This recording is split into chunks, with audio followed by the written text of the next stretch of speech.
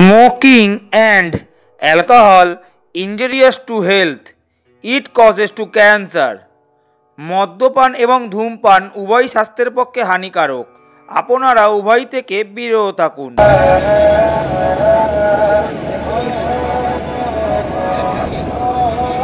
Hello বন্ধুরা, কেমন আছো সবাই?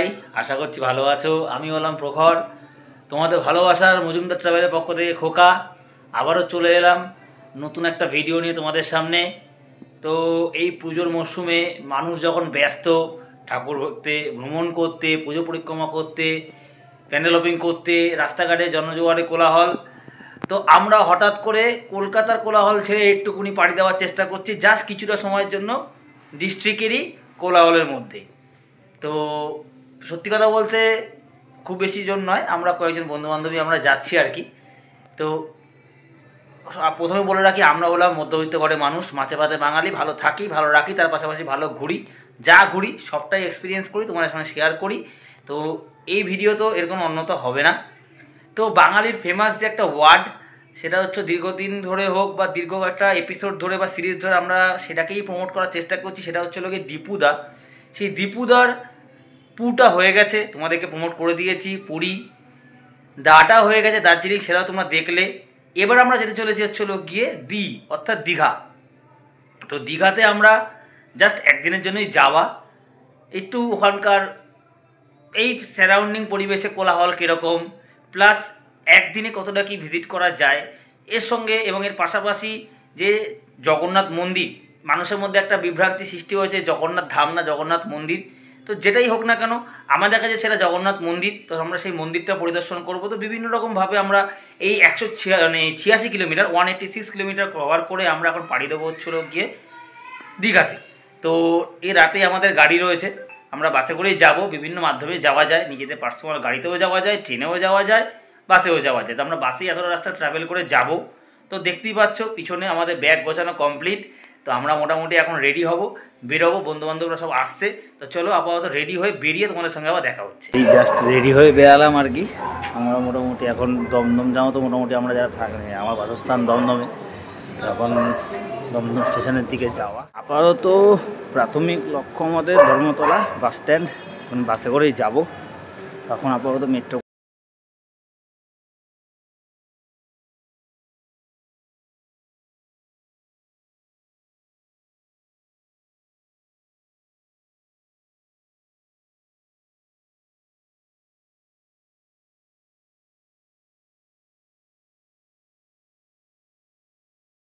পৌঁছালাম ধর্মতলা বাস স্ট্যান্ড। এই হলো পিছনে ধর্মতলা বাস স্ট্যান্ড। তো পিছনে কিন্তু বিভিন্ন কোম্পানি বড় বড় বাস রয়েছে, এক্সপ্রেস লাইন থেকে শুরু করে গ্রিন লাইন, শ্যামলী। আমরা এই বাসটা করে যাচ্ছি মা চণ্ডী পরিবহনে। স্লিপার বাস, প্রাইভেট বাস, ভাড়া নিলেও বার্গেনিং হয়। এটা একটা আইডিয়া ছিল না বাসের আমার, জেনারেলি বাসে ট্রাভেল করেছি বহু আগে, এখন রিটার্নিং করা হয়নি। টিকিট এবারে 600 টাকা পড়েছিল, বার্গেনিং করে 500 টাকা এলো। গভর্নমেন্ট বাসে চলে 150-200 টাকা করে টিকিটে ভাড়া চলে। আর প্রাইভেটের ক্ষেত্রে নন এসিগুলো হয় ওই 450, 300, 500 এরকম, মানে 500-র ভিতরে। আর স্লিপারগুলো প্রায় 2000 টাকা অবধি ওঠে, কিন্তু সামহাও মানে না, বেটার লাক ওরা ফেভার করেছে। তো আপাতত এখানে কিন্তু বেশ প্রচুর খাবারের দোকান রয়েছে রাত্রিবেলা করে, মানে জমজমাট একটা জায়গা bus stand. Planet bus stand obviously জমজমাট জায়গা। আর ওই পাশে যেমন কাউন্টারগুলো দেখা যাচ্ছে পিছনে, ওই দিকে হচ্ছিলো কাউন্টারগুলো রয়েছে, সব বাসের কাউন্টার রয়েছে। তো চলুন আপাতত বাসে তাকে যাত্রা শুরু করি ঠাকুরের আশীর্বাদ নিয়ে। সত্যি কথা বলতে গল্প করতে করতে যদি বলা দুবেলায় সে বোঝে না, সে একটা গানের সিকোয়েন্সটা শুনছিলাম। তো যাই হোক, জোকসে পাঠ।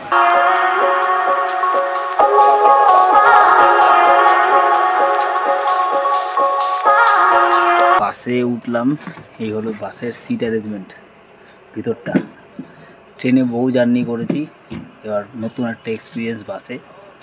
প্রচুর বাস এখানে তখন দেখালাম, সন্তোষ, শ্যামলী পরিবহন, গ্রিন লাইন, এক্সপ্রেস লাইন প্রভৃতি ভালো ভালো কোম্পানির, মানে প্রাইভেট কোম্পানির বাস এখানে চলছে। তো এই বাসে যেটুকু বললো নাকি রয়েছে, ওই ওয়াইফাই রয়েছে, প্লাস নাকি তারা জল প্রোভাইড করবে বলছে। দেখা যাক কতটা কি কমিটমেন্ট তারা রাখতে পারে। একটা নতুন এক্সপিরিয়েন্স গ্যাদার হচ্ছে। জেনারেলি বাসে ট্রাভেল করলে সরকারি বাসে ট্রাভেল করেছি, প্রাইভেটে স্লিপার এসিতে কখনো ট্রাভেল করা হয়নি। এইদিকে দুটো করে সিট, পিছন দিকে আমি দেখিয়ে দিচ্ছি। এদিকে দুটো করে সিট রয়েছে আর এই পাশে একটা করে সিট রয়েছে। আর এই হচ্ছিল গিয়ে সব উপরে শোয়ার জায়গাগুলো, সব দুজন করে শোয়া।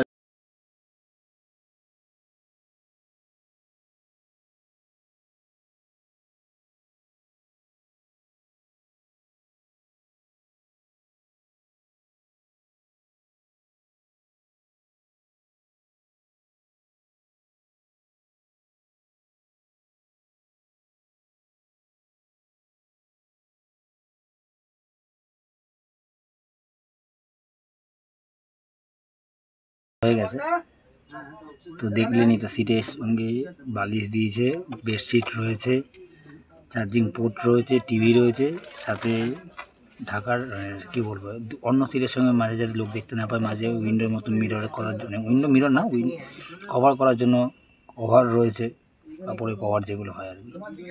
তো দীঘা যাওয়ার জন্য শুধুমাত্র কিন্তু বাস ব্যবস্থা তা নয়, বাসে তো বললাম বিভিন্ন কোম্পানির বাস, ট্রেনেও কিন্তু যাওয়া যায়, সেটা আপনারা জানেন। হাওড়া থেকে যাওয়া যায়, সাঁতরাগাছি থেকে যাওয়া যায়, যেরকম পাহাড়িয়া এক্সপ্রেস, তাম্রলিপ্ত এক্সপ্রেস, কান্ডারি এক্সপ্রেস। সাঁতরাগাছি থেকে কিন্তু আবার যায় হচ্ছিল কি সাঁতরাগাছি হাওড়া স্পেশাল, এছাড়া বিভিন্ন লোকাল ট্রেন তো যায়। লোকাল ট্রেনের ভাড়া মোটামুটি ওই 50-100 টাকার মধ্যে, আর যেগুলো ট্রেনের ভাড়া থেকে মোটামুটি জেনারেল কোচ থেকে আপ টু এসি পর্যন্ত, ফার্স্ট ক্লাস এসি পর্যন্ত ওই মোটামুটি ধরুন ওই আপ টু 2000 টাকা অবধি, 200 মোটামুটি 100 টাকা থেকে, মানে যদি জেনারেল ধরে নিই কোচ, সেখান থেকে up to first class AC পর্যন্ত 2000 টাকার মধ্যে সাফেল করে আর কি। এছাড়া বাই রোড যাওয়া যায়, মাধ্যমটা খুব সুন্দর। তো আপনারা চাইলে যে শুধু ট্রেনের ভরসায় থাকবেন তা তো না, এই বাসেও যাওয়া যায়, বাই রোডও যেতে পারবেন। এবং যেটুকু অভিজ্ঞতা করছি, এটুকু বুঝতে পারছি, বাসেও কিন্তু খুব একটা কম ফেসিলিটি কিন্তু নয় ট্রেনের থেকে। মানে একটা অনেকের মধ্যে একটা প্রশ্ন থাকে যে বাসে যাব কি পাবো না পাবো, এখনও পর্যন্ত যতটুকু পেয়েছি দিস ইজ এনাফ আমাদের জন্য। একটা মধ্যবিত্ত মানুষের এক রাত্রির ট্রিপের জন্য এটা দিস ফর এনাফ। মানে সত্যি কথা বলতে আমরা হলাম হচ্ছিল কি, যাতে মানে মধ্যবিত্ত মানুষ, এটা আমাদের কাছে হচ্ছে উড়োজাহাজের সমান হয়ে গেছে একটা। কারণ যা বলছে বাইরে নাকি বিভিন্ন বাসে নাকি এয়ার হোস্টেসের মতো নাকি এখানে মানুষ থাকে, তারা নাকি বিভিন্ন ফ্যাসিলিটি দেয়, আবার খাবার টাবার নাকি দেয়। তো এখানে তত কিছু দেওয়া, হ্যাঁ ওয়াইফাই সিস্টেম, আমার বন্ধু ওয়াইফাই সিস্টেম আছে, পুরো একদম গড়িতে উড়োজাহাজ নাকি, এরাই হলো আমাদের বন্ধু। আমরা দুই মূর্তি যাচ্ছি। ট্রেনের যেরকম শিডিউল হয়, টাইমিং হয়, সেরকম বাসেরও শিডিউল টাইমিং কিন্তু হয়। বিভিন্ন কোম্পানি বিভিন্ন বাস চললেও কিন্তু আপনার আমার মর্জি মতো কিন্তু বাস চলাফেরা করে না, বাস কিন্তু বাসের টাইমিংয়ে চলে। তো আমার বন্ধু জিজ্ঞাসা করছিল বাসের টাইমিংগুলো, সরকারি বেসরকারি, তো ওকে বাসের টাইমিংগুলো এখানকার যারা রয়েছে আর কি দাদারা কাউন্টারে, তারা গাইড করছিল। এই বাসের টাইমিং কটা থেকে কটা অবধি বললো মোটামুটি? হাই বন্ধুরা, ওর নাম কিন্তু নীলাদ্রি, অল্প বিস্তর সবাই চেনেন যারা পরিণতি ওয়েব সিরিজটা দেখেছেন, আমাদের মুভিটা, ও কিন্তু সেখানে লিডিং রোলে ছিল। তো টাইমিংটা কটা বললো বাসের? আচ্ছা, টাইমিংটা হচ্ছে কলকাতা থেকে এসপ্ল্যানেড বাগান ধর্মতলা থেকে আপনার যে সরকারি যে বাসগুলো, ওগুলো মোটামুটি সারাদিনই চলে বিকেল অবধি। সকালবেলা থেকে তো খোলে হ্যাঁ, মোটামুটি? সকালবেলা থেকেই খোলে। সকালবেলা থেকে আপনি মোটামুটি বিকেল অবধি পেয়ে যাবেন সরকারি বাস। ওই 4টে 4:30 অবধি আর ম্যাক্সিমাম। ওগুলো ভাড়া সরকারিটা যেটা, ওর ভাড়াটাও কম আছে, 145 টাকা 150 টাকা এরকম। আর বেসরকারি যেগুলো প্রাইভেট যেগুলো বাস আছে, প্রাইভেট বাসগুলো আপনি সকাল থেকে রাত্রির 1টা-1:30 পর্যন্ত এখানে কন্টিনিউয়াসলি বাস পেয়ে যাবেন। এত রাত্রি বাস চলবে? হ্যাঁ। বাপরে, এটা নতুন একটা জিনিস জানতে পারলাম। এখান থেকে আপনি মোটামুটি 1 ঘন্টা ওয়েট করলে, যদি কোনো বাস চলে যায়, তারপর আপনি দেখবেন 1 ঘন্টার মধ্যে অন্তত 2-3টে মানে বিভিন্ন কোম্পানির গাড়ি এখান থেকে ছেড়ে যায়। তো আপনি ইনস্ট্যান্ট এসেও কিন্তু আপনি সিট পেয়ে যাবেন। আচ্ছা, মানে অনলাইন টিকিট না কাটলে ইনস্ট্যান্ট টিকিট? হ্যাঁ, আমরা তো তাই করলাম, আমরা তো অনলাইনে কাটিনি ইনস্ট্যান্ট। অনলাইনে যদি বুক না করেন তবু কোনো টেনশনের কিছু নেই। আপনি এখানে আসলে কন্টিনিউয়াসলি আপনি আধা ঘন্টা একটু ওয়েট করলে আপনি নর্মালি আপনি বাস, যে কোনো বাস আপনি পেয়ে যাবেন, সেটা এসি হোক নন এসি হোক সব ধরনের, স্লিপার কোচ হোক।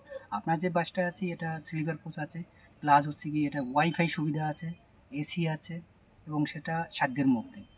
সাধ্যের মধ্যে এই কারণে বলছি, আমরা এই একই ক্যাটাগরির বাস যদি আমরা অনলাইনে বুক করতে যাই 800, 1000, 1200 এরকম আমরা যে অনলাইনে রেড বাস অ্যাপস দিয়ে আমরা দেখছিলাম, রেট দেখাচ্ছে। কিন্তু আমরা এখানে ইনস্ট্যান্ট এসে আমরা সেটাকে একটু বার্গেনিং করে সেটাকে যাও মানে 500-র মধ্যে করা হয়েছে।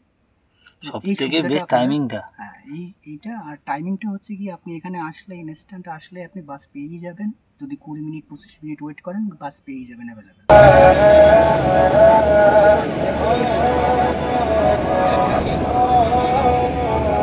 বাস ছাড়লো, এখন বাজে হচ্ছিল গিয়ে 12:10, বলেছিল 11:40 ছাড়বে, 10 মিনিট লেট হলো।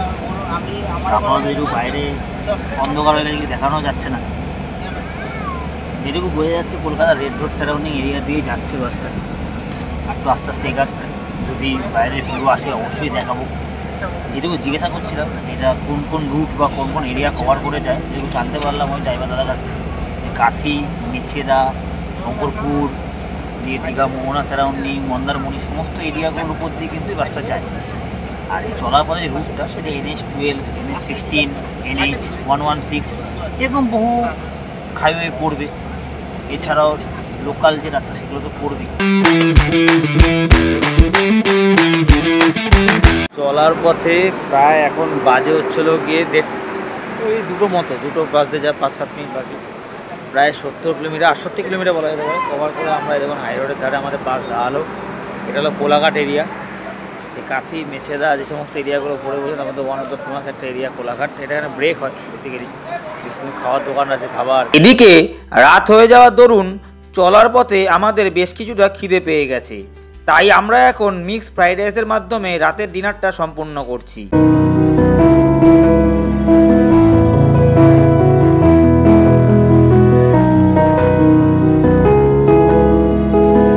অ্যাটলিস্ট 186 কিলোমিটার, কম বেশি 200 বলা যায় না, অল্প কম বেশি হবে, অতিক্রম করে একটা দীর্ঘ রাস্তা অতিক্রম করে নতুন একটা জার্নি, বাস জার্নি, যেটা সম্বন্ধে বেশ কিছু তথ্য তোমাদের সঙ্গে শেয়ার করলাম, একটা নতুন অভিজ্ঞতা অর্জন করলাম। সমস্ত কিছু মিলেমিশে এসে পৌঁছালাম বাঙালির ফেমাস দীপুদার অর্থাৎ দীঘা ডেস্টিনেশানে। আর নতুন অভিজ্ঞতা, এই ভোর রাত্রিরে ওল্ড দীঘার বেঁচে এসে পৌঁছাবো। বহুবার কম বেশি এসেছি, হয়তো অকন্তিবার এসেছি, ভিডিও করা হতো না, তো এবার এসেছি। আমরা এই দুই বন্ধু মিলে আমরা বসে আছি, এসে পৌঁছে এই ভোর রাত্রিরে এই দেখো সমুদ্রের ঢেউ দেখা যাচ্ছে, হয়তো পরিষ্কার দেখাতে পারছি না, সকাল হলে দেখাবো। দারুণ একটা অভিজ্ঞতা অর্জন করছি। এই সুন্দর একটা পাহাড়প্রেমী মানুষ হয়ে সমুদ্রের এই নিস্তব্ধতা, সমুদ্রের এই শব্দ এটাকে অনুভব করছি, দারুণ এক অভিজ্ঞতা।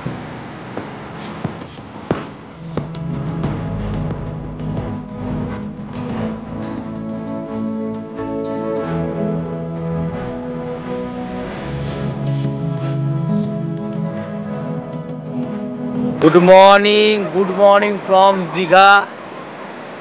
পিছনে সেই সমুদ্রের গর্জন বলবো না নিস্তব্ধতাকে সরিয়ে আর কি তার যে প্রাণোচ্ছল জলোচ্ছ্বাস সেটাকে বলবো, বিবরণ এক কথা হয় না।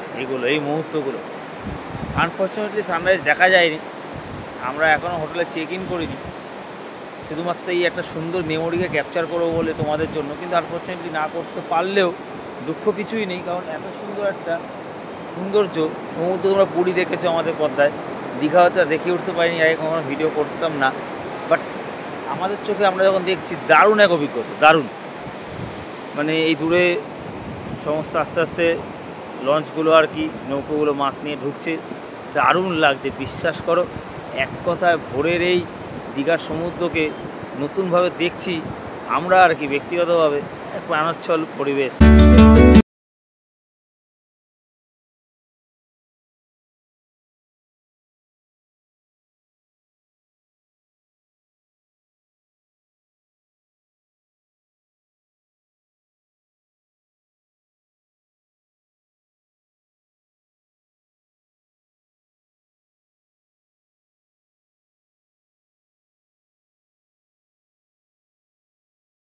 এখনও হোটেলে চেক ইন করিনি ঠিকই, কিন্তু আমরা দুই বন্ধু মিলে, এই বন্ধু কিন্তু আবার দীঘার একদম সে ডন তাই না, ডন তো দুই বন্ধু মিলে আমরা চলে যাবো হচ্ছিলো কি এই পিছনে সেই মোহনা, দীঘার মোহনা।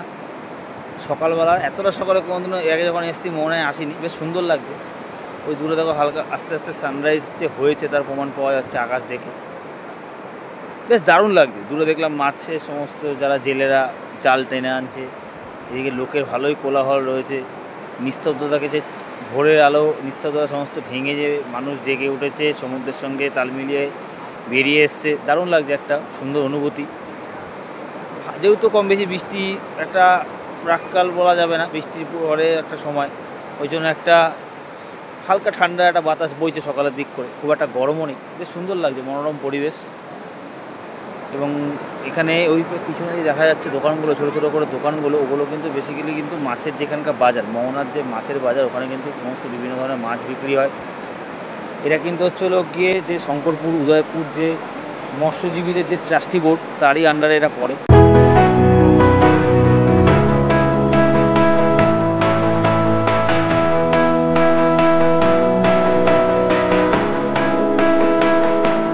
চলতে চলতে হঠাৎই চোখে পড়ল জেলেরা বেশ কিছু মাছ সমুদ্র থেকে ধরে নিয়ে এসছে। এগুলোও কিন্তু দীঘায় দেখার মতো অন্যতম মেমোরেবল কিছু স্মৃতি। দেখতে দেখতে আমরা যে কখন দীঘার মোহনায় অবস্থিত সেই বিখ্যাত মাছ বাজারের ভিতরে প্রবেশ করে গেছি আমরা নিজেরাই জানি না। এখানে আপনারা পেয়ে যাবেন বিভিন্ন ধরনের রং বেরঙের পাশাপাশি বিভিন্ন ধরনের দামেরও মাছ। চলার পথে আকাশটা কিছুটা মেঘলা, বেশ ভালো লাগছে। তো এই মোহনা তখন ভিড় ছিল, কিছু গল্প করতে পারছিলাম না, বেশ কিছু ইনফরমেশান যেটা জোগাড় করা গেল, সেক্ষেত্রে এই দীঘার যে মোহনা, এই মোহনা ওল্ড দীঘা বা নিউ দীঘা থেকে মোটামুটি ওয়াকিং ডিস্টেন্স বা ডিস্টেন্সই বলা যেতে পারে 4.5 থেকে 5 কিলোমিটারের মতো। হাঁটা পথে 10 মিনিট মতো সময় লাগে, গাড়িতে এলে 5-7 মিনিটের মতো সময়তে হয়ে যায়। এখানে ম্যাজিক গাড়ি, টোটো, অটো বিভিন্ন গাড়ি চলে। তো এই যে দীঘার যে সমুদ্রটা, এই সমুদ্রটা কিন্তু বেসিক্যালি কিন্তু বঙ্গোপসাগর। তো এই যে দীঘার যে মোহনাতে আমাদের সবার মধ্যে একটা ধারণা আছে সারা বছরই কিন্তু এখানে জেলেরা মাছ ধরে নিয়ে আসে, সেই মাছ এখানে বিক্রি হয়, কিন্তু অ্যাকচুয়ালি সেটা নয়। এপ্রিল থেকে জুন, মানে মিড অফ এপ্রিল থেকে মিড অফ জুন, এই সময় কিন্তু ওয়েস্ট বেঙ্গল গভর্নমেন্টের মৎস্য যে দপ্তর, সেখান থেকে কিন্তু ঘোষণা করা আছে মাছ কিন্তু এই সময় তুলে আনা যায় না, কারণ সেই সময় কিন্তু সমুদ্রে মাছের কিন্তু বিপণন বাড়ে, সেটাকে বলা যেতে পারে এক কথা বংশবৃদ্ধি বাড়ে। তো এগুলোর অনেক কিছু তথ্য এখানে মানে জানা যাচ্ছে।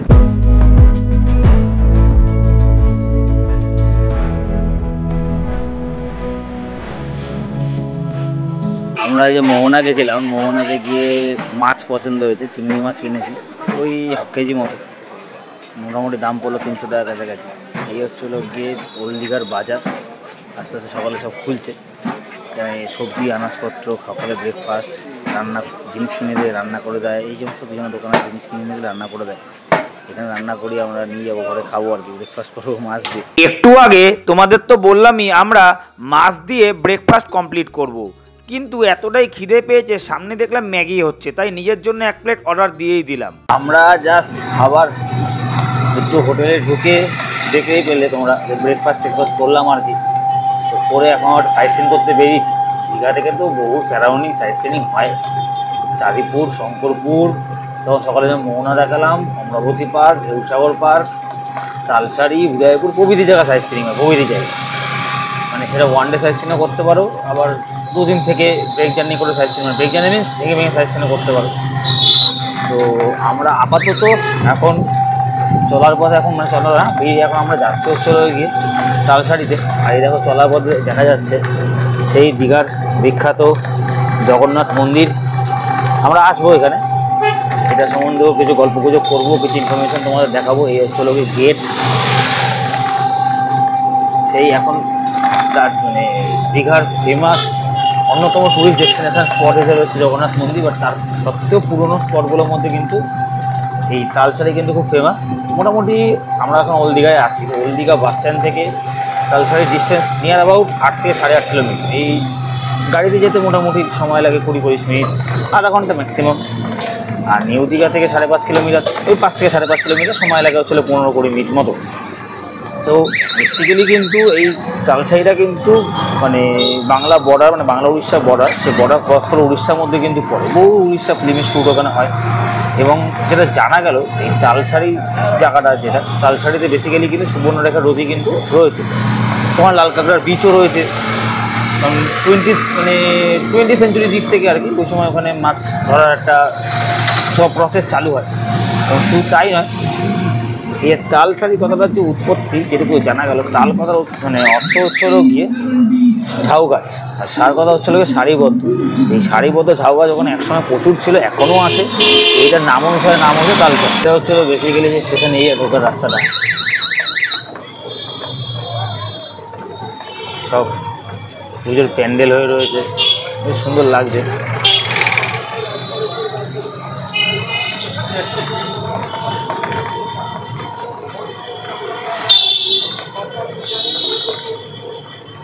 একটা জিনিস আমি অবজার্ভ করছি, এখানে যে সমস্ত গভর্নমেন্টের বাসগুলো চলছে, এখানে কিন্তু যেরকম এসবিটিসির বাস যেরকম চলছে, এসবিএসটিসির বাস যেরকম চলছে, সেরকম কিন্তু ডব্লিউবিটিসির বাসও কিন্তু চলছে। মানে আমি জানতাম, যেটা আমরা জানতাম ডব্লিউবিটিসির বাস চলে, বললাম যে না, এসবিএসটিসির বাসও কিন্তু এখানে চলাফেরা করে, যেটা কলকাতা থেকে হোক বা আরও বিভিন্ন জায়গা থেকে এখন দীঘার সঙ্গে কানেক্টিভিটি বাস চালু হয়ে গেছে। মানে এখন দীঘা আসা শুধুমাত্র ট্রেন বাস দুটো ছাড়া পাশাপাশি বাইরের তো আছে, বা শুধু ট্রেনের ভরসায় বা শুধু বাসের ভরসায় নয়, বিভিন্ন অপশান কিন্তু হয়ে গেছে। দীঘাতে যে কটা ডেস্টিনেশন স্পট গভর্নমেন্টের, তার মধ্যে এই একটা কিন্তু দেখো, দীঘার সেই বিখ্যাত জাহাজ বাড়ি দেখা যাচ্ছে।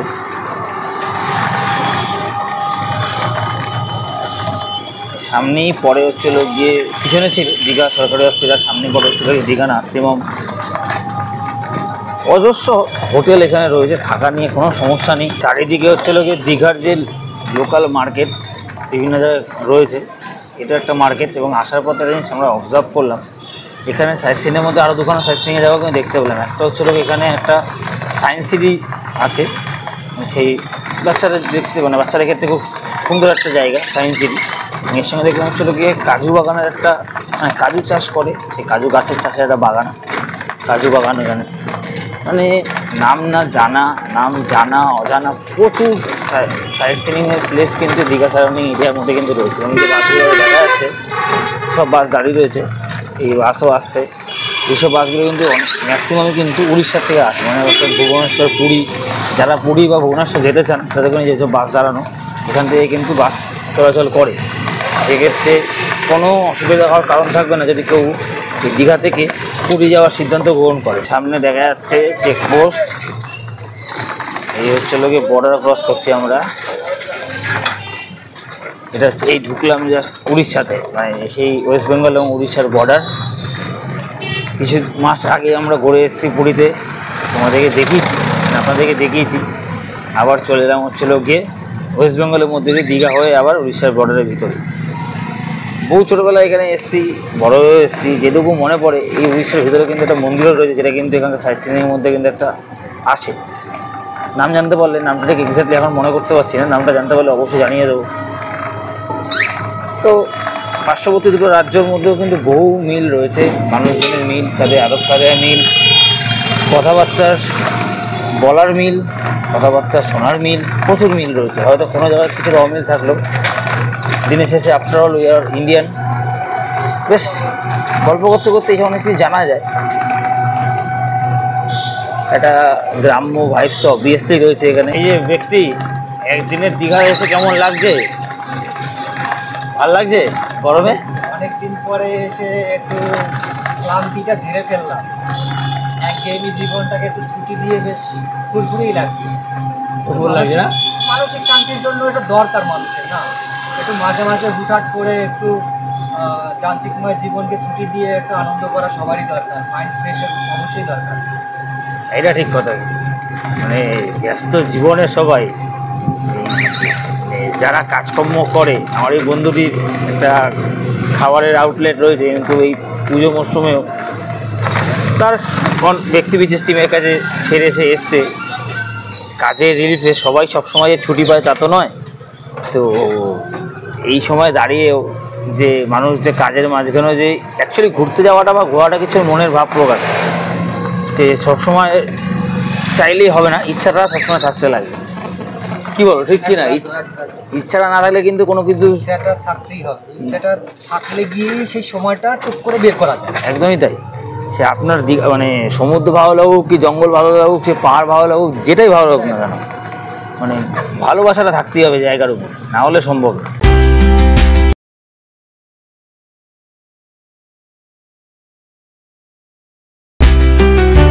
আমরা জাস্ট এই এসে পৌঁছালাম এই চারিদিকে এরিয়া, দোকানপাট রয়েছে, খাবারেরও বেশ কিছু দোকান রয়েছে এখানে। একটু আলোর উল্টো দিকে হচ্ছে বলে একটু অন্ধকার হচ্ছে, তার জন্য নিজে কোনো ক্ষমা করে দেবে না, তো একটু মুখটা অন্ধকার আসছে। পুজোর মহলে গান বাজনা হচ্ছে, কিন্তু সত্যি কথা বলতে এতটাই গরম, মানে বৃষ্টির পরে যে এতটা গরম হতে পারে এক্সপেরিয়েন্স তো ছিল না। কতটা সাইট করতে পারবো সত্যিই জানি না, বুঝতে পারছি না।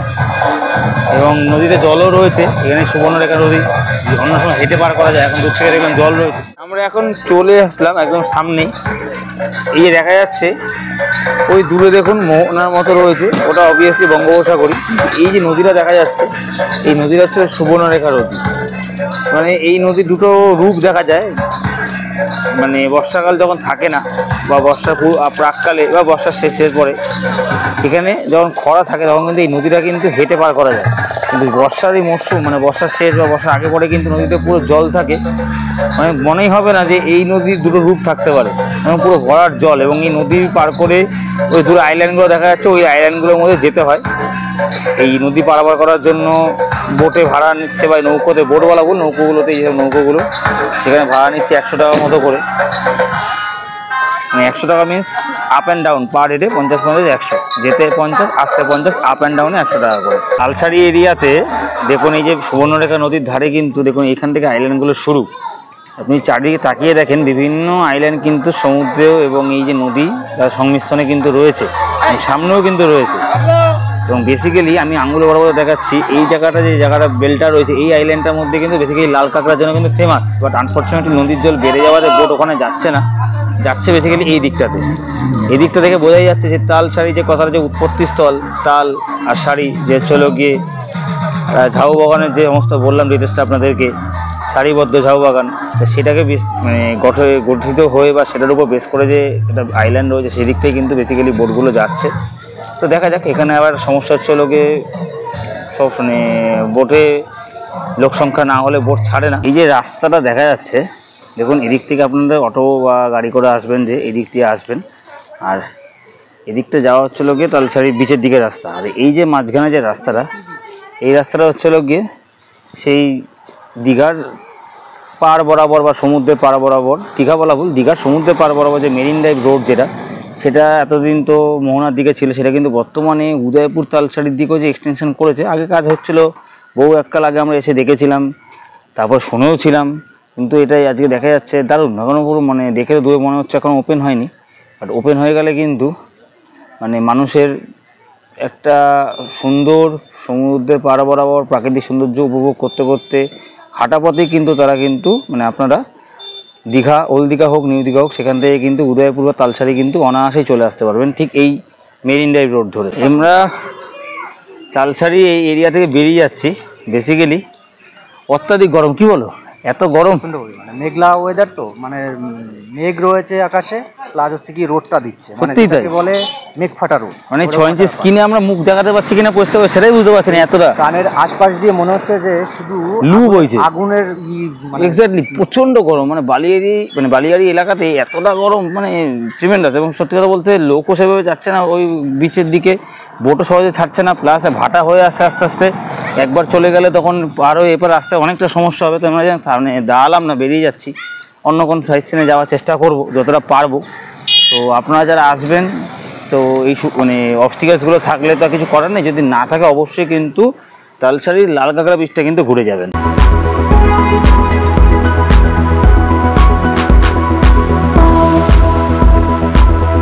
আমরা তালসারি দেখে চলার পথে উদয়পুরকে পিছনে ফেলে উদয়পুরে দাঁড়ালাম না, চলে এলাম হচ্ছিল গিয়ে এই হলো ঢেউসাগর পার্ক, পিছনে দেখা যাচ্ছে। এটা হচ্ছে বেসিক্যালি এন্ট্রি গেট ঢেউসাগর পার্ক। আর এদিকে এরকম ঘর রয়েছে, টিকিট কাউন্টারের ঘর। তো এই ঢেউসাগর পার্কটা মোটামুটি ওল্ড দীঘা বলুন, নিউ দীঘা বলুন, এদিকে তালসারি, এটা আমি পরে বলছি, ওল্ড দীঘা নিউ দীঘা দু জায়গা থেকে মোটামুটি 7 থেকে 8 কিলোমিটারের মধ্যে ডিস্টেন্স। আর তালসারি থেকে এটা মোটামুটি ধরুন ওই 1-2 কিলোমিটারও বেশি, ওই 9 থেকে 10 কিলোমিটারের ডিস্টেন্স।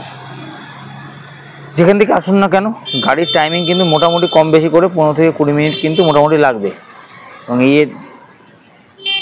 আমাদের এন্ট্রির জায়গাটা দিনের বেলা এখন লাইটটা নেই, সন্ধ্যাবেলা খুব সুন্দর লাইট দিয়ে সাজানো থাকে। এখানে টোটো স্ট্যান্ড রয়েছে, টোটোরা এখানে সব দাঁড়িয়ে থাকে।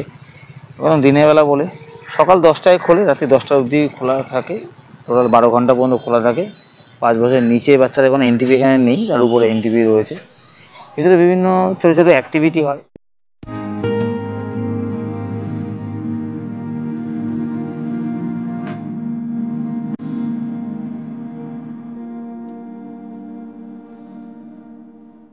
একটা জিনিস জানা গেল, এখানে টিকিট কাটার সময় আমাদের ইনফরমেশান, দুপুরবেলা সকাল 10টা থেকে রাত্রি 10টা অবধি খোলা থাকা সত্ত্বেও এখানে কিন্তু দুপুরবেলার দিক করে কিন্তু কোনো রকম কোনো রাইড অর্থাৎ ভিতরে যে অ্যাক্টিভিটিগুলো হয় সেগুলো কিন্তু হয় না, ওগুলো স্টপ থাকে। বিকেলের পর থেকে সন্ধ্যে থেকে যতক্ষণ অবধি খোলা থাকে রাত্রি 10টা অবধি ততক্ষণ কিন্তু বিভিন্ন রাইড বা অ্যাক্টিভিটিগুলো কিন্তু হয়। এবং এর সঙ্গে ফটোগ্রাফি এখন ফাঁকা ছিল বলে আমরা ফটোগ্রাফি করতে পারছি বা ভিডিওগ্রাফি করতে পারছি, তা নাহলে কিন্তু আদারওয়াইজ ফটো বা ভিডিওগ্রাফি করার জন্য কিন্তু নতুন চালু হয়েছে, এখানে কিন্তু আলাদা করে চার্জেস দিতে হচ্ছে। নিউ দীঘার সন্নিকটে অবস্থিত ঢেউসাগর পার্কের ভিতরে রয়েছে বেশ কিছু খাবারের দোকান। আপনারা চাইলে সেখান থেকে খাবার কিনে খেতেও পারেন। এই গাড়িগুলো দেখা যাচ্ছে টয় ট্রেনগুলো, খুব সুন্দর সাজানো টয় ট্রেন, পাহাড়ের টয় ট্রেন আর পার্কের ভিতরে টয় ট্রেন। কলকাতার দিকে যারা থাকেন তারা নিকো পার্কের টয় ট্রেনগুলোর সঙ্গে কিছুটা অভ্যস্ত। এখন ইদানিং ইকো পার্কেও অল্প বিস্তর চালু হয়েছে। এই টয় ট্রেনগুলো এই দেখুন কাউন্টার, মাথা পিছু 50 টাকা করে নেয় যেটুকু জানা গেল। পুরো পার্কটা কিন্তু এই টয় ট্রেনগুলো দ্বারা আপনি ঘুরে দেখতে পারবেন। এবং এই দেখুন নিচে রয়েছে বহু রেস্টুরেন্ট, দেখালাম একটু আগে। এবং উপরে রয়েছে কিন্তু গভর্নমেন্টের অডিটোরিয়াম হল, যেখানে কিন্তু অনুষ্ঠানও কিন্তু বিভিন্ন ধরনের আয়োজন করা এখানে হয়। ঢেউসাগর পার্কের ভিতরে অবস্থিত ছোট্ট একটা ইনফরমেশনাল মানচিত্র তোমাদের সামনে তুলে ধরলাম। চাইলে তোমরা ভিডিওটা পজ করে এটা দেখে নিতে পারো তোমাদের ঘোরার সুবিধার্থে। ঢেউসাগর পার্ক মূলত গঠিত হয়েছে সান্ধ্যকালীন সামুদ্রিক প্রাকৃতিক সৌন্দর্যকে উপভোগ করার জন্য। ঢেউসাগর পার্ক মূলত অপেক্ষা করছে আমাদের জন্য সূর্য অস্ত যাওয়ার পর তার নিজস্ব রূপের ডালি নিয়ে। তাহলে আর দেরি কিসে, চলো তাহলে আজকেই পরিকল্পনা করে এক ঝলকে সুন্দর এই সামুদ্রিক পার্কটা ঘুরে আসা যাক।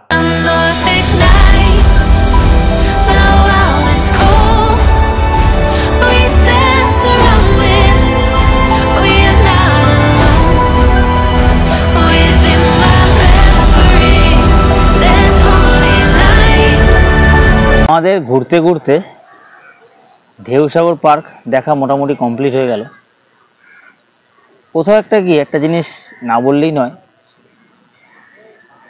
ওয়েস্ট বেঙ্গলে যে কটা ফেস্টিভ্যাল হয়, বিশেষ করে কলকাতার দিকে যে কটা ফেস্টিভ্যাল খুব ফেমাস, তার মধ্যে কলকাতায় দুর্গাপুজো, দিওয়ালি অর্থাৎ কালী পুজো, চন্দননগরের জগদ্ধাত্রী পুজো, 25 ডিসেম্বরে পার্ক স্ট্রিটের ক্রিসমাস নাইট, 31st নাইট, 1 জানুয়ারি নাইট, উইন্টারে আর কি।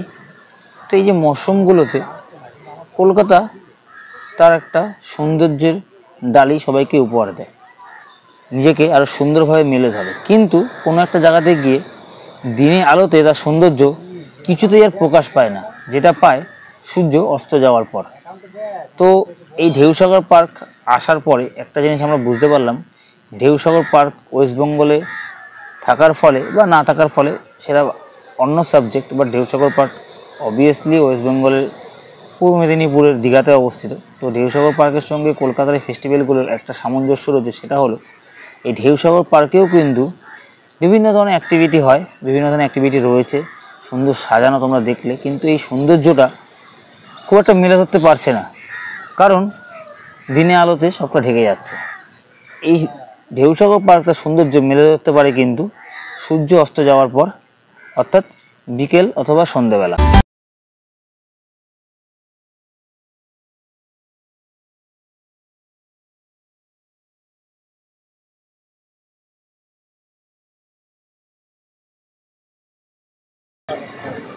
কেন আসো, আমরা দুজনে বন্ধু আবার লজ্জা করছে, কি জ্বালা। তো আমরা দুপুরে লাঞ্চ করে বিশ্রাম করে কিছুটা ক্লান্ত ছিলাম, সেটাই আর কি বিশ্রাম করে আবার এলাম সমুদ্রের পাড়ে। হ্যাঁ, দারুণ একটা ফিল তো লাগছে। পাহাড় প্রেমী মানুষের কাছে সমুদ্র যতটা ভালো লাগতে পারে, এটা আমি নিজেও একটু অবাকই হচ্ছি। আস্তে আস্তে জল বাড়ছে, ক্রমশ সামনে এগিয়ে আসছে।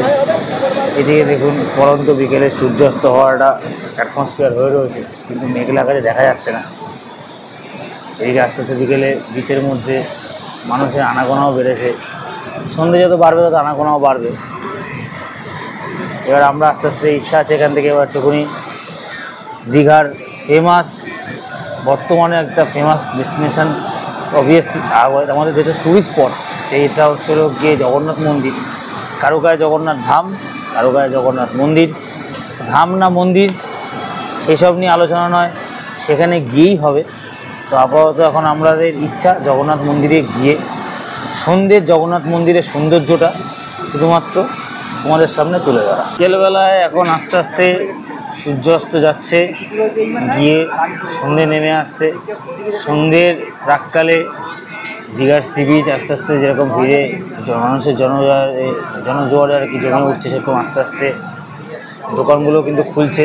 সেখানে তাদের পসরার ডালি নিয়ে কোনোটা খাবারের দোকান, কোনোটা মহিলাদের রূপসজ্জার দোকান, তো কোনোটা বাচ্চাদের খেলনার দোকান, কোনোটা ঘর সাজানো জিনিসের দোকান। দেখুন কি সুন্দর লাগছে, দূরে দেখা যাচ্ছে আস্তে আস্তে, যতটা দূরে তাকানো যায়। বেসিক্যালি আমরা যে কবারই এসছি এর আগে নিউ দীঘাতেই বেসিক্যালি থাকাটা হয়েছে। ওল্ড দীঘায় এসছি, কিন্তু ওল্ড দীঘাতে এতটা যে সৌন্দর্য আছে কখনো আমরা এটা এক্সপেকটেশনের বাইরেই ছিল।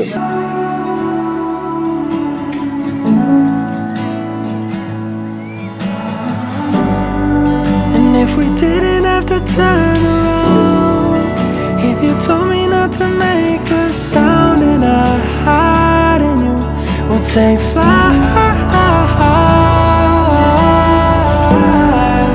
When we make it to the other side. আমরা ওল্ড দীঘা থেকে হাঁটতে হাঁটতে প্রায় 3.5 কিলোমিটার রাস্তা, 10 মিনিট মতো লাগলো, 10 মিনিট মতো লাগলো হেঁটে আমরা এসে পৌঁছালাম এখন বর্তমানের দীঘার ট্যুরিস্ট আইকন স্পট পুরীর আদলে গড়া। সঙ্গে রয়েছে বেশ কিছু স্থাপত্যের কিছু নিদর্শন, সবটার ভিতরে ঢুকে বলছি। দীঘার জগন্নাথ মন্দির।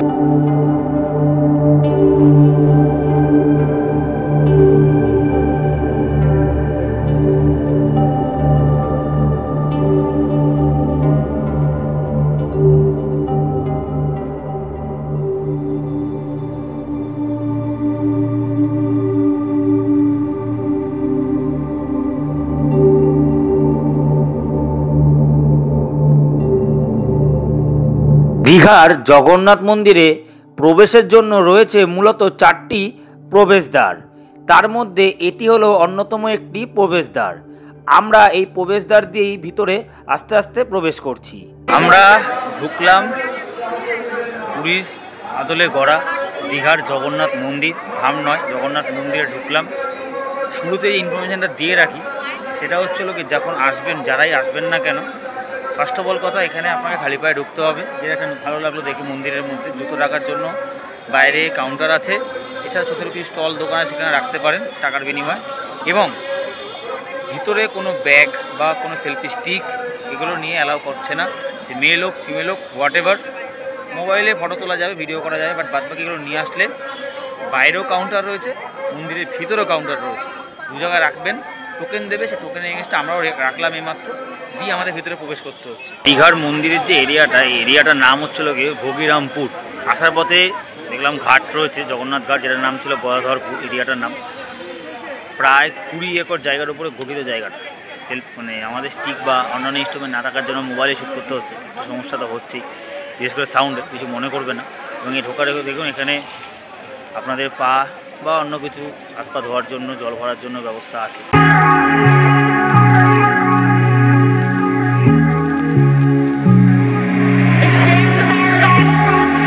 যেই ইনফরমেশানগুলো মানে অর্থাৎ যেই ইনফরমেশানগুলো জোগাড় করা গেল আর যা করছি আস্তে আস্তে, ফার্স্ট অফ অল কথা প্রথমে বলে নিলাম, এটা যেহেতু জগন্নাথ মন্দির, বাট জগন্নাথ ধামের কিন্তু একটা প্রতিচ্ছবি বা প্রতিরূপ বা প্রতিবিম্ব কিন্তু এখানে রয়েছে। আমরা বেসিক্যালি সবাই কম বেশি অবগত, তবুও একটা বলা যে ভারতীয় হিন্দু শাস্ত্র মতে ভারতবর্ষে টোটাল 4টে ধাম রয়েছে। যারা এই জিনিসটাকে নিয়ে একটা ভুল তথ্য সম্প্রসারণ করছেন বা নিজেদের মধ্যে রয়েছেন, প্রথমে বলে নিচ্ছি যেটা জেনে নেওয়া উচিত। পুরী মানে দীঘার এটা কিন্তু বেসিক্যালি মন্দির, জগন্নাথ মন্দির। কারণ হিন্দু শাস্ত্র মতে জগন্নাথ বা ধাম, চার ধামের মধ্যে একটা হচ্ছে হলো গিয়ে দ্বারকা, বদ্রী, রামেশ্বরম, পুরী। তো যদি সিরিয়ালয়ে ধরা যেতে পারে এই ধামগুলো বেসিক্যালি কাদের উপর মানে কার উপর বেস করে? ভগবান জগন্নাথদেব। জগন্নাথদেব তিনি কে ছিলেন যদি জানা যায় হিন্দু শাস্ত্র পড়াশোনা করে বা মানে তথ্য মানে সংগ্রহ করে, তিনি ছিলেন বিষ্ণুর একটা রূপ। ঠিক বলছি তো বলো, যেটুকু জানা গেল আমাদের।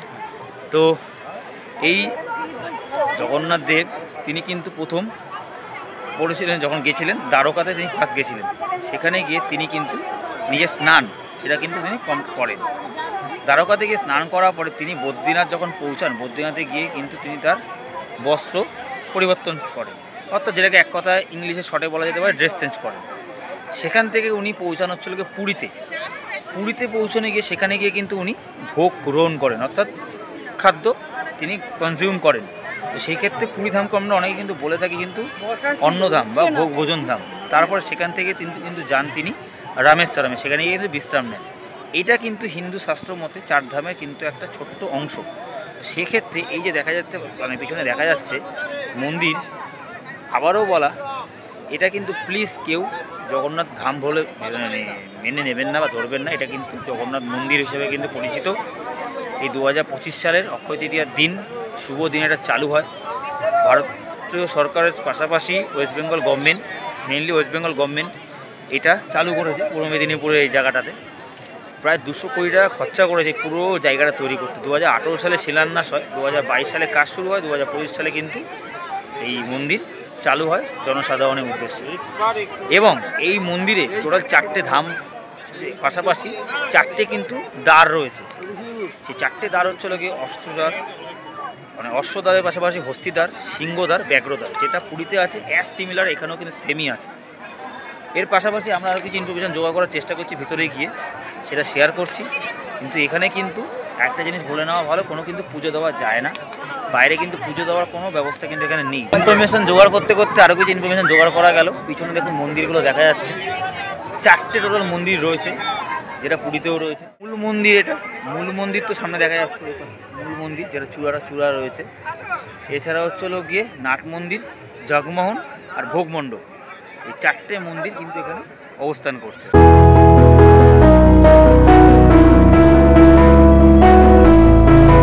পিছনের মন্দিরটা অর্থাৎ দীঘার জগন্নাথ মন্দির প্রতিদিন কিন্তু টাইমিং যদি বলা যায় খোলা থাকে, সেটা সকাল 10টা থেকে দুপুর 1টা পর্যন্ত, আর তারপরে আবার 3টের থেকে সন্ধ্যে 8টা পর্যন্ত।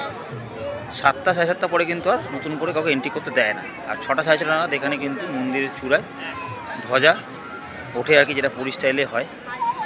এবং এই যে মন্দিরটা পুরীর আদলে গড়া যে দীঘার মন্দির, এই মন্দির মোটামুটি রাজস্থানের বংশী পাহাড়ের বেলে পাথরের দ্বারা কিন্তু নির্মিত হয়েছে, এটুকু তথ্য জানা যায়। এবং এখানে রথের সময় কিন্তু পূর্ণ তিথি মেনেই মাসির বাড়ির নিয়ম মেনে, জগন্নাথ দেবের মাসির বাড়ির নিয়ম মেনে কিন্তু রথযাত্রা পালন করা হয়।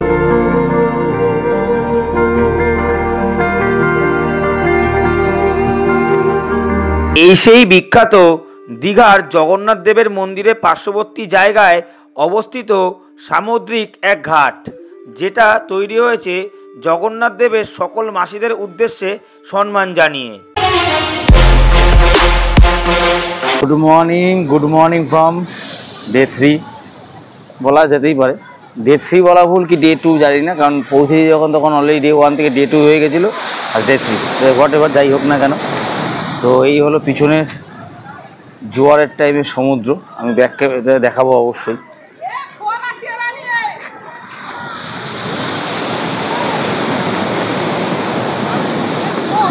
দারুণ এক মনোরম পরিবেশ, কিন্তু সমস্যাটা যেটা হচ্ছে খুবই গরম এবং অত্যাধিক রোদের যে তাপ বা উত্তাপ যেটাই বলা যায় না কেন, তার জন্য একটা শারীরিক সমস্যা তো অবভিয়াসলি হচ্ছে। তো মোটামুটি সাইট সিইং তো হয়েই গেছে, কালকে তোমাদের দেখিয়েছি। আর খুব একটা সাইট সিইং সেভাবে করার কিছু আমরা চেষ্টা করব না, কারণ আমাদের আজকে একটু বাদে আমরা বেরিয়েও যাব, জাস্ট একদিনের জন্য তো আমরা আসা হয়েছিল। তো কেমন ঘুরলাম নীলাদ্রি আমরা? দারুণ একদিনের জন্য টাইমের মধ্যে, মানে কলকাতায় যারা শহরবাসী শর্ট টাইমের মধ্যে আমি মনে করবো যে দীঘাটা একদম তাদের জন্য পারফেক্ট। আসো একটা দিন থাকো, একটু রিল্যাক্স করো, একটু মন্দির দর্শন করো, বিভিন্ন সাইটসিং করো, তারপরে ব্যাস একদিনের মধ্যে পরের দিন আবার তুমি ব্যাক করো, অফিস করো। এক্স্যাক্টলি, মানে শর্টের মধ্যে দূরে Exactly তাই। না কিছু না, তার মধ্যে নিরিবিলি পরিবেশে তোমার মাইন্ডটাও ফ্রেশ হয়ে যাবে, একদম রিফ্রেশমেন্ট। আবার নতুন আবার সপ্তাহে তুমি নতুন উদ্যমে আবার কাজ করতে শুরু করতে পারবে। একটা জিনিস জানা হলো, সেটা হচ্ছিল গিয়ে এই দীঘাতে যে ঢেউয়ের যে পরিমাপ বা উচ্চতা, এটা কিন্তু প্রায় 7 মিটার অবধি কিন্তু ঢেউ উঠতে পারে বা ওঠে, সে জোয়ারের টাইম হোক বা অমাবস্যা পূর্ণিমার ক্ষেত্রে হোক। ঝাউ বাগান থাকা সত্ত্বেও, বালিয়াড়ি হওয়া মানে বালিয়াড়ি হওয়া এরিয়া হওয়া সত্ত্বেও এখানে বেশ কিছু নদীও আছে আশেপাশ দিয়ে। দুটো বেসিক্যালি তো দীঘার পার্ট, একটা নিউ দীঘাটা ওল্ড দীঘা, তোমরা দুটোখানে থাকতে পারো। কিন্তু ওল্ড দীঘাতে স্নানের একটা সমস্যা তো আছেই, কারণ এত দেখো বোল্ডারে ভর্তি, তো সেক্ষেত্রে একটা সমস্যা তো হবেই, হওয়ার চান্সেস বেশি। কারণ দেখো এখানে এতটাই বোল্ডারের পরিমাণ বেশি, তোমরা স্নানটা করবে কোথায়, তাই না? তো সেক্ষেত্রে আমাদের প্রেফারেন্স বা যারা জানো তাদেরও সেক্ষেত্রে নিউ দীঘা স্নানের জন্য কিন্তু খুব একটা সুইটেবল জায়গা আর কি। নিউ দীঘাতে স্নান করাটা একদম পর্যাপ্ত, এবং এখানে সেফটি সিকিউরিটিও আছে, এবং যারা ওয়াশরুমে ইউজ করতে চায় পিছনে ওয়াশরুমও রয়েছে। আমরা হাঁটতে হাঁটতে চলে এলাম এই জগন্নাথ দেবের যে মন্দির, সে মন্দির সারাউন্ডিং যে একটা ঘাট করা হয়েছে আর কি, মন্দির ঘাট নামে পরিচিত বা মাসির বাড়ির ঘাট বলেও পরিচিত। এই সেই সিঁড়ি, নিউ দীঘা বা ওল্ড দীঘা দু জায়গা থেকেই পায়ে হেঁটে আসা যায়। হাঁটা পথে সময় লাগে ম্যাক্সিমাম 8 থেকে 10 মিনিট, কারণ ডিস্টেন্স যদি ধরা যায় গুগল ম্যাপ অনুযায়ী, নিউ দীঘা হোক বা ওল্ড দীঘা হোক, দু জায়গা থেকে মোটামুটি ওই নিয়ার অ্যাবাউট 5 কিলোমিটার ম্যাক্সিমাম, 5 থেকে 6 কিলোমিটারের মতো ম্যাক্সিমাম, তার বেশি নয়। একটা জিনিস মাথায় রাখা, এই নিচের দিকে আমরা গিয়ে দেখাচ্ছি, এই নিচের দিকটা কিন্তু বড্ড স্লিপারি। তো এগুলো শুনতে মানে শিশুসুলভ লাগলেও অবশ্যই বলে দেওয়ার দরকার আছে। এক্সাইটমেন্ট সবারই হয়, কিন্তু হতে গিয়ে এমন কোনো কিছু করে বসবে না যেটা বিপজ্জনক একটা পরিস্থিতি তৈরি করে।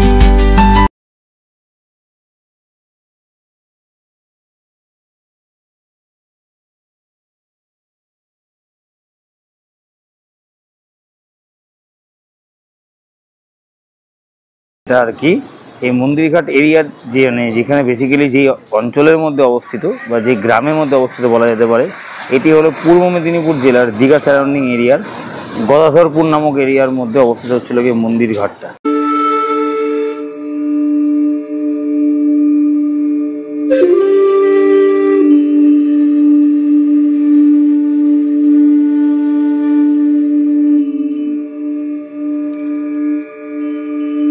হাঁটতে হাঁটতে রোদের মধ্যে চলে এলাম, এই হচ্ছিল মন্দিরের ব্যাকগ্রাউন্ড, সকালের দৃশ্য।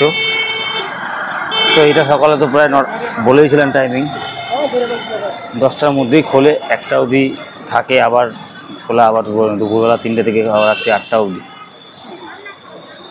তো মোটামুটি এই তো ছিল জগন্নাথ মন্দির সমস্ত কিছু। কাল রাত্রেই মানে দেখিয়ে দিয়েছি আমরা, সকালবেলা আমরা ওটা ঘুরতে ঘুরতে দেখতে এলাম, আর ভিতরে ঢুকছি না, গরমের মধ্যে প্রচণ্ড একটা অস্বস্তিজনক একটা পরিবেশ তৈরি হয়ে রয়েছে। তো চলো আর বেশি কথা বানানোর নেই। ভিডিওটা কেমন লাগলো প্লিজ এটা লাইক সাবস্ক্রাইব ফলো করে দিও, যদি ভালো লাগে নিজেদের মধ্যে শেয়ার করো, আর যদি ভালো লাগে স্কিপ না করে ভিডিওটা দেখো। তো নেক্সট ভিডিও খুব শীঘ্রই আসছে, দেখা যাক কোথায় আমরা যাই, সবটাই তোমাদের সঙ্গে তুলে ধরার চেষ্টা করব। তো আজকের মতো বিদায়, সবাই ভালো থেকো, জয় জগন্নাথ।